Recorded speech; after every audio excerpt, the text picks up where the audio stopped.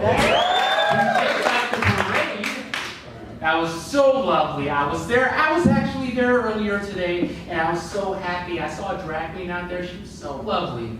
Her eyelashes were so thick that when she winked at me, my fan flew out of my hand. Odd thing for me. I tell,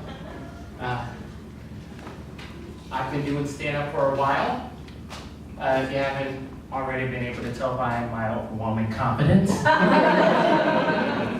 I've been doing it for a while, and actually my travels have gotten me to Baltimore, Maryland, where I performed at the Charm City Comedy Festival. So that was a lot of fun for me, and you probably think, well, how did they react to the way you look now? I mean, you mean the fact that it looks like my father's a native Chicagoan and my mom is Dennis Rodman? Yeah, just fine. I had a different problem though. I went into the venue where I was performing at, and I went into the main bar, and there was this older gentleman, and he was about 50 or 60 years old, white, drunk as expected. He came up to me to shake my hand. I was like, all right, I'll shake your hand. He said, you know, I was the only white guy growing up in the projects of North Carolina in the 80s. So I know exactly what you're going through. Nigga, what happened is just saying hi. You could have said anything else, I would have been fine. That is a level of racism you cannot blame on alcohol. Let alone Indian.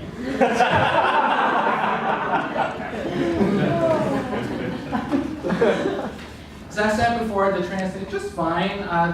It's gone over pretty well lately. I've been out for about 3 years, so gone over pretty well so far. Then again, when I was a child and I would misbehave, my mom would tell me that if I did not stop misbehaving, she'd send me to school in a dress. Little did we know, it's like always funny.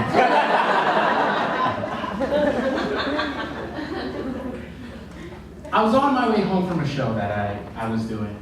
And I was on the Brown Line, the train, and there was this young man about 11 or 12 years of age who was walking past me.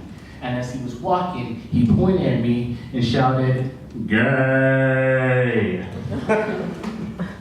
To which I pointed and replied, "Accurate." I can't argue with the fact.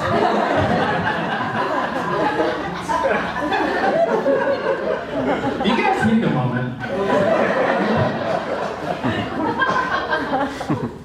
As I am, I'm still trans, I'm still fabulous. Yeah, and for me, in case you guys didn't know, I use they, them pronouns. I also use she, her pronouns just to make it simpler. Never male pronouns. I hate them. For the simple matter that people come up to me and they're like, why don't you like, I mean, you were born a guy, why don't you like, being called man, bro, or sir? And I'm like, I don't put on wrong panties and shake my damn legs just to be called a bro. Try calling your girlfriend a bro. You'll be one single bro. Bro. I do love showing off my legs though. It's nice. I have this dress on to show them off, but I like showing them off in short shorts. More or less. I love those. Because I know, like, from the front, I would look like Frankenfurter from Rocky Horror Picture Show. And from the back, if I bent over, all the straight guys would get confused. The girlfriends are like, oh, he's never had a gay thought. Not yet. All it takes is one.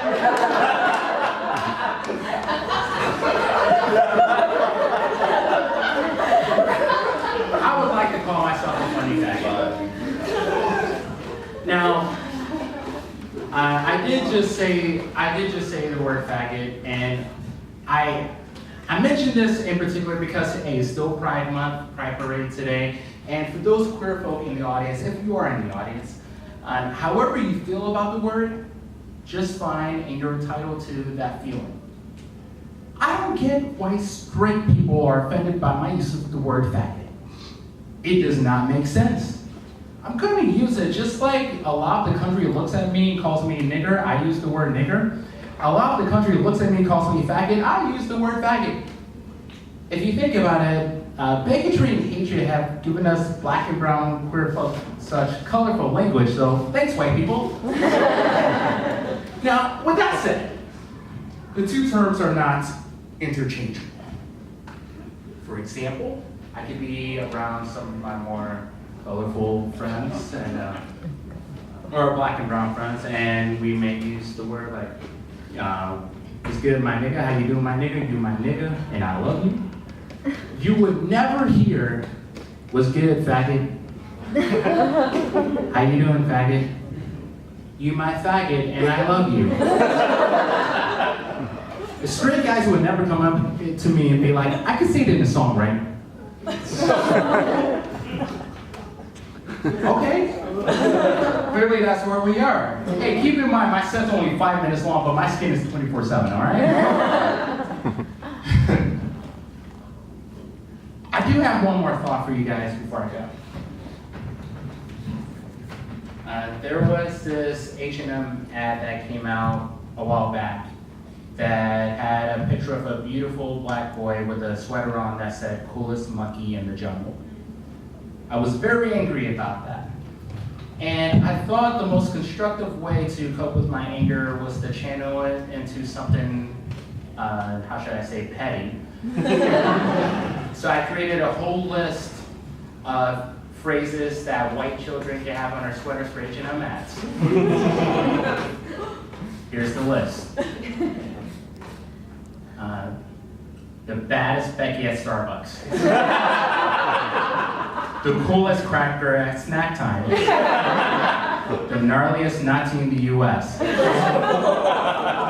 The purest product of white privilege. I have a black friend.